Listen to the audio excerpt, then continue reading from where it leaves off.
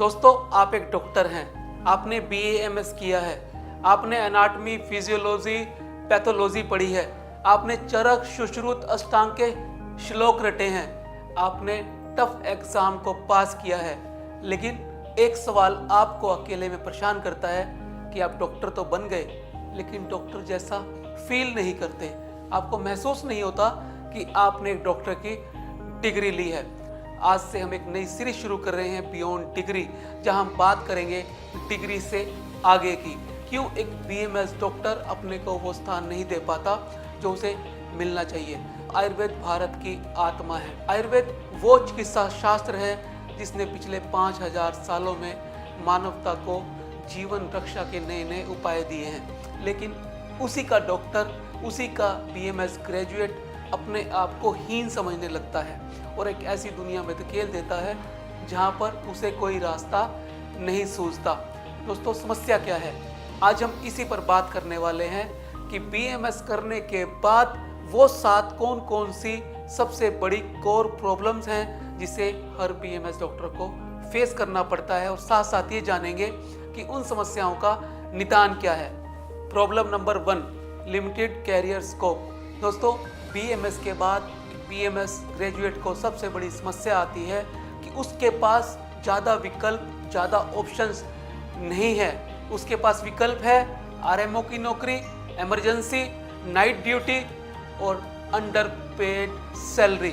तो इससे वो बर्नआउट हो जाता है, उसके दिमाग पर हमेशा प्रेशर रहता है, वो कभी एक डॉक्टर जैसा महसूस नहीं कर पाता। उसे एक MBBS डॉक्टर को असिस्ट करना पड़ता है। क्या वो डॉक्टर इसलिए बना है कि वो सारी उम्र दूसरों को असिस्ट करते करते ही गुजार दे? क्या कभी खुद भी वो डॉक्टर जैसा फील कर पाएगा? यही प्रश्न उसे सबसे ज़्यादा परेशान करता है। और यही सबसे पहली समस्या है BMS ग्रेजुएट की कि बहुत ज़्यादा स्कोप लिमिटेड है। जहाँ तक गवर्नमेंट जॉब का सवाल है, वो तो ना के बराबर है। अगर हैं भी तो उसको पाने के लिए बहुत लंबा संघर्ष करना पड़ता है, बहुत समय इंतजार करना पड़ता है, बहुत मेहनत करनी पड़ती है, अलग अलग टेस्ट से गुजरना पड़ता है। Problem number 2, patient scepticism. दोस्तों, जब पेशेंट आपके पास इलाज करवाने के लिए आता है और उसे आप आयुर्वेदिक ट्रीटमेंट देते हैं तो पेशेंट का सबसे पहला सवाल होता है, डॉक्टर साहब, क्या इन दवाइयों से मुझे ठीक होने में समय नहीं लगेगा? आप थोड़ी सी एलोपैथिक दवाइयाँ मिक्स कर दें ताकि मेरे सिम्टम जल्दी रिलीव हो जाएं। जब एक डॉक्टर को इस तरह की बात सुननी पड़ती है तो उसका मनोबल कमज़ोर हो जाता है, वो अंदर से टूट जाता है। क्योंकि जब पेशेंट भरोसा नहीं करता तो आपका भरोसा कमज़ोर पड़ने लगता है। ये समस्या हर एक BMS डॉक्टर के साथ आती है कि वो कहाँ से शुरू करे। वो आयुर्वेदिक दवाई दे, वो एलोपैथिक दवाई दे या मिक्सोपैथी करे, किस तरह का इलाज वो पेशेंट के लिए करे। Problem number 3, academic confusion, Ayurveda versus allopathic. एक BMS डॉक्टर को अपनी स्टडी के दौरान एक तरफ चरक, सुश्रुत, अष्टांग पढ़नी पड़ती है और एक तरफ एनाटॉमी, फिजियोलॉजी, पैथोलॉजी पढ़नी पड़ती है। तो वो 2 हिस्सों में बंटकर रह जाता है। उसे समझ नहीं आती कि अपना फोकस कहाँ करे, क्योंकि जब वो प्रैक्टिकल लाइफ में जाता है, जैसे हमने पिछली प्रॉब्लम में देखा कि पेशेंट का प्रश्न यही होता है कि डॉक्टर साहब, आप एलोपैथी से चिकित्सा करोगे या आयुर्वेद से? क्या आयुर्वेद से आराम जल्दी आएगा? नहीं आएगा तो आप एलोपैथिक दवाइयाँ बीच में मिक्स क्यों नहीं कर देते? तो वो कन्फ्यूज़न का शिकार हो जाता है और यही कन्फ्यूज़न धीरे धीरे फियर में बदल जाता है, जो आगे चलकर एक BMS डॉक्टर को सबसे ज़्यादा परेशान करता है। Problem number 4, no hands on practice. दोस्तों, मैं आपसे एक क्वेश्चन करता हूं कि आपने अपनी BMS के दौरान कितने पेशेंट को खुद डायग्नोज किया, कितनों का ट्रीटमेंट प्लान किया और कितनों को डाइट और लाइफस्टाइल के नियम बताए? जब आपको हैंड्स ऑन प्रैक्टिस नहीं मिलती तो आपका कॉन्फिडेंस लो हो जाता है, और जब आप अपनी प्रैक्टिस में आते हैं तब आपके पास जवाब नहीं होते, आपके पास वो स्किल नहीं होती जिससे आप पेशेंट को ट्रीट कर सकें और डायग्नोज प्लान कर सकें। और ये सबसे बड़ी समस्या आती है एक BMS डॉक्टर के साथ, क्योंकि उसे वो एक्सपोजर अपने कॉलेज के दौरान मिला ही नहीं होता जिसकी सबसे ज़्यादा ज़रूरत होती है क्लिनिकल प्रैक्टिस में। Problem number 5, the fresher trap. जब कोई BMS अपनी डिग्री पूरी करता है, नौकरी के लिए अप्लाई करता है, तो उसे नौकरी इस कारण से नहीं मिलती कि उसे कहा जाता है कि आप तो फ्रेशर हैं, और एक फ्रेशर को नौकरी हम कैसे दें? नो एक्सपीरियंस नो जॉब, और नो जॉब नो एक्सपीरियंस। जब आपके पास जॉब नहीं होगी तो आपके पास एक्सपीरियंस कहाँ से आएगा? इसी ट्रैप के अंदर एक बीएमएस डॉक्टर फंस जाता है और एक विशियस साइकिल क्रिएट हो जाता है जो उसका कॉन्फिडेंस और ज़्यादा लो कर देता है, उसे बर्नआउट कर देता है और उसके आत्मविश्वास की धज्जियां उड़ा देता है। ऐसे में एक बीएमएस डॉक्टर या तो अपनी प्रैक्टिस छोड़ने पर मजबूर हो जाता है और या फिर उसका कॉन्फिडेंस इतना कम हो जाता है कि वो प्रैक्टिस करने लायक बचता ही नहीं। Problem number 6, no mentorship, no role models. दोस्तों, बीएमएस डॉक्टर के साथ एक सबसे बड़ी दिक्कत और होती है कि उसे कोई सीनियर या कोई ऐसा मेंटोर नहीं मिलता जो उसे बीएमएस के बाद आने वाली समस्याओं से अवगत करा सके और उससे निकलने के रास्ते सुझा सके। तो वो एक ऐसी भूल भुलैया में फंस जाता है जिससे निकलने का उसे कोई रास्ता नहीं सूझता। तो ऐसी स्थिति में आवश्यकता होती है एक ऐसे गाइड की जो आपको उन समस्याओं से बाहर निकाल सके, आपको बता सके कि बीएमएस के बाद ये चैलेंजेस आने वाले हैं और इन चैलेंजेस को पार पाने का ये तरीका है। मेंटोरशिप बहुत ज़्यादा इंपॉर्टेंट है एक बीएमएस डॉक्टर के लिए। ये कोई लग्जरी नहीं है, ये एक नेसेसिटी है जो एक बीएमएस डॉक्टर को चाहिए। यदि एक बीएमएस डॉक्टर को सही समय पे एक ऐसा गाइड मिल सके जो उसके लिए गाइड का काम कर सके और जो उसके लिए एक रोड मैप तैयार कर सके जिस पर चलकर सफलता प्राप्त करे एक बीएमएस डॉक्टर। क्योंकि कमी आयुर्वेदा में नहीं है, कमी उस सिस्टम में है जो हमारे यहाँ एक बीएमएस डॉक्टर को उपलब्ध नहीं होता। अगर वो सिस्टम पता लग जाए और उस पर चलने का रास्ता पता लग जाए तो कोई कारण नहीं एक बीएमएस डॉक्टर भी पूरी डिग्निटी के साथ और पूरी आइडेंटिटी के साथ समाज में अपना मुकाम बना सके। नंबर 7 पर है कंपैरिजन एंड सेल्फ डाउट।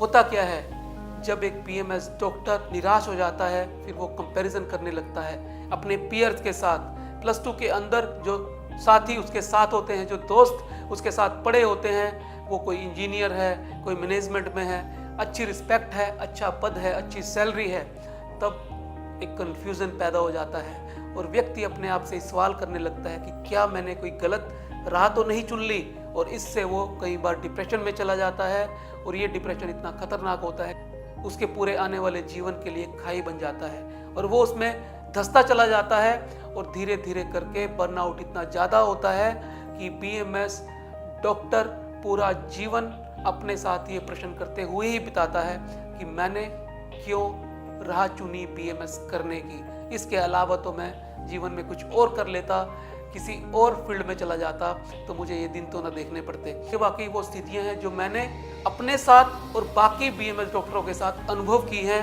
पिछले 25 सालों के अंदर। और ऐसा नहीं है कि इनसे निकलने का कोई रास्ता नहीं है, एक होप भी है और नई दिशाएं भी हैं और एक बहुत बढ़िया फ्यूचर भी आपका इंतज़ार कर रहा है। बस आपको सही दिशा चाहिए, सही मेंटोर चाहिए जो आपको इन समस्याओं से बाहर निकाल सके। होप एंड डायरेक्शन, सिर्फ 3 चीज़ों की ज़रूरत है जो आपको हेल्प करेंगी आपका एक शानदार करियर बनाने में बीएमएस के बाद। Number 1, clarity. आपको सबसे पहले क्लियर होना पड़ेगा कि आपको जीवन में करना क्या है। मेरी राय ये है कि आप जनरल डॉक्टर ना बन के एक स्पेसिफिक डॉक्टर बनिए, एक स्पेशलिस्ट बनिए। यदि आप एक नीश सेगमेंट को चूज करते हैं तो उसमें संभावना बहुत ज़्यादा बढ़ जाती है सफलता की। आप मेरी तरह से हेयर एंड स्किन ले सकते हैं, आप हार्ट के डॉक्टर बन सकते हैं, आयुर्वेदा में कार्डियोलॉजी का बहुत स्कोप है। आप पेट के डॉक्टर बन सकते हैं, आप दर्दों के, आप पेन मैनेजमेंट में आ सकते हैं, आप वेट मैनेजमेंट में आ सकते हैं, वजन कम करने के डॉक्टर बन सकते हैं। आप और भी बहुत सारी फील्ड हैं जिसके अंदर आप अपनी प्रैक्टिस को बहुत शानदार तरीके से बहुत अच्छे स्तर पर ले जा सकते हैं। आपको ये समझने की ज़रूरत है कि एक स्पेशलिस्ट पे व्यक्ति ज़्यादा भरोसा करता है बजाय एक जनरल फिजिशियन पे। आज का दौर मल्टी स्पेशलिटी का है। एलोपैथी के अंदर भी लोग आज एमबीबीएस पर विश्वास नहीं करते, वो एमडी, एमसीएच, डीएम पर विश्वास करते हैं। आपके साथ तो अच्छी बात यह है कि आप बीएमएस करते ही किसी न किसी स्पेशलाइज्ड फील्ड में जा सकते हैं। आपको पोस्ट ग्रेजुएट डॉक्टर होने की भी आवश्यकता नहीं है। तो मेरी राय ये है कि आप क्लियर रहिए और एक विषय चुनिए जिसमें पूरी एनर्जी, पूरी मेहनत लगा दीजिए, उसी में स्पेशलिस्ट बनिए और फिर देखिए दुनिया आपके पीछे कैसे आती है और आप एक सफल डॉक्टर कैसे बनते हैं। नंबर 2 पर है क्लिनिकल स्किल। दोस्तों, सबसे इम्पोर्टेंट है क्लिनिकल स्किल।